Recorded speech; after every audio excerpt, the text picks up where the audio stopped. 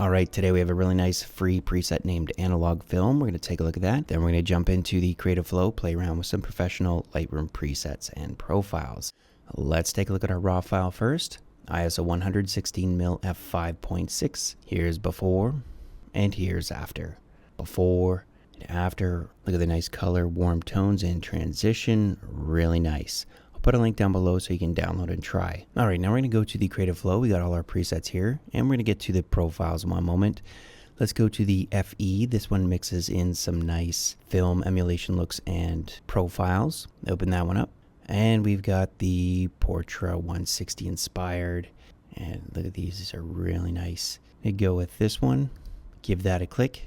And you're going to notice two things. You get an adjustable preset, and with that you also get a profile. So I'm going to leave it right at 100, and let's take a look at our profile. So it's pulling from the Chroma Pro, but you can dial it up and look at the effect that you get there. So it's really nice, and there's a lot to choose from.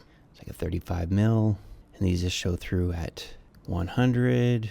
We can dial it back, get the effect that way. But I really like the color one here, and I'm going to dial it back to where it was. Really nice.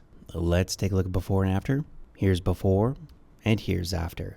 Alright, again, I'll put a link down below for the free version of this preset, and I'll also put a link to the Creative Flow, which includes over 1,200 Lightroom presets and 1,200 Lightroom profiles.